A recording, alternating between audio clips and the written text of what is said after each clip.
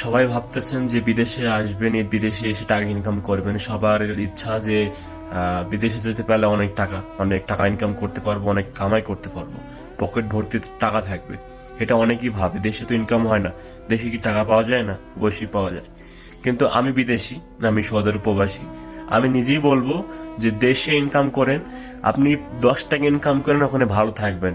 ওই 10 টাকা ইনকাম থেকে আপনি যদি মনে করেন বিদেশে এসে 30 টাকা ইনকাম করব, এটা একদম খুবই ভুল হবে, একদম খুবই ভুল কাজ।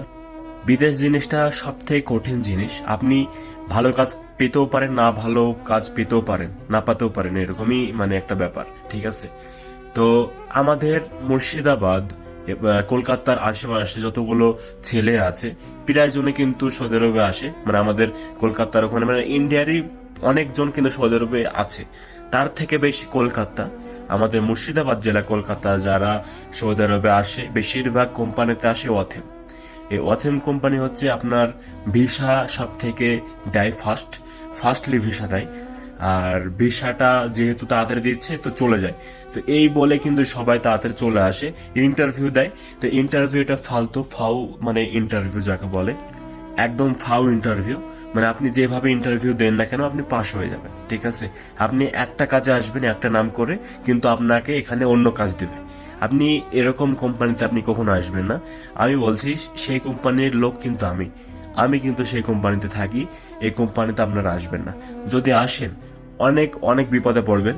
আমরা তো বিপদে ছিলাম, কিন্তু আমরা পুরনো হয়ে গেছি, এই কারণে সমস্যা হয় না বলবো না, সমস্যা হয়। তারপরেও কোনো কিছুর কারণে আমরা থেকে আছি, বা এখনো আছি, সহ্য করিনি। ঠিক আছে?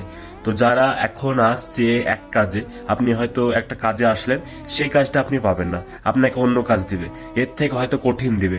আপনি সহজ কাজে আসলেন, সহজ কাজের থেকে কিন্তু আপনি কঠিন কাজ পাবেন। এমনটাই হতে থাকছে বেশিরভাগ। আর বেশিরভাগই কিন্তু আমাদের মুর্শিদাবাদের ছেলেরাই আসে, এখানেই কিন্তু ফেসে যায়। এই ওয়াথেন কোম্পানির ভিসা তাড়াতাড়ি দেয় বলে এই কোম্পানিতে চলে আসে। আর প্রায়জনে কিন্তু আমাকে জিজ্ঞাসা করে যে ভাই, তুমি যে কাজ করো সে কাজে আমি আসতে চাই। আমি সবাইকে বলি যে ভাই এখানে আইসো না, ভাই এখানে আইসো না, তুমি দেশে যা ইনকাম করছো, 10,000 হোক 20,000 হোক, সেটা বলে আলহামদুলিল্লাহ বলে তুমি সেখানে ইনকাম করো, তুমি সেখানে ভালো থাকবা। এই বিদেশে ভালো খারাপ বলবো না আমি, কিন্তু এই কোম্পানিতে আমি প্রত্যেকজনকে বলি যে, আমাকে অনেকজন জিজ্ঞেস করে এই কোম্পানিতে তোমরা আইসো না। আমাকে অনেকজন জিজ্ঞেস করে, আমি বলি দিই যে আমি ভাই মানে নিয়ে আসতে পারবো না, বা এরকম এই জায়গাটা ভালো না, বা হ্যান ত্যান অনেক কথা কিন্তু আমি বলে দিই। ঠিক আছে? যেহেতু আমি নিজে ফেসেছি, আমি কেন অন্যজনকে ফাঁসাবো? এটা আমার দায়িত্ব। মানুষ হিসাবে মানুষের ওপর মানুষের মানে হেল্প করা বা পাশে দাঁড়ানো, এটা আমার দায়িত্ব। ঠিক আছে? আমি কুত্তা না যে আমি ফেসে গেলাম বলে তাকেও গাগাও করে আমি ফাঁসাবো, এরকমটা না। যেহেতু আমি ফেসে গেছি, আমি সত্যি কথা ভালো কথাই বলি যে তোমরা এই কোম্পানিতে আইসো না। আমার এই ভিডিওটা অনেকজনকে শেয়ার করবে। মানে কলকাতার, মানে আমাদের মুর্শিদাবাদের যা প্রত্যেকটা ছেলে, মানে এই যে কোম্পানি আমাদের মার্কেটে, মানে আমাদের কোম্পানির মানে মার্কেট কয়টা আছে, 400-500টা আছে। 500টা মার্কেটে প্রত্যেকটা কলকাতার ছেলে পাওয়া যায়। তাহলে ভাবেন যে তাহলে আমাদের ওখান থেকে কত ছেলেপেলে বেশি এখানে থাকে। তো এই ভিডিওটা মানে অনেক জায়গায় শেয়ার করবেন, যেন মানুষ দেখে মানে বুঝে যেন এসব জায়গায় না আসে, না এসব জায়গায় মানে এত বড় মানে খাদে ফাদে যেন পা না দেয়।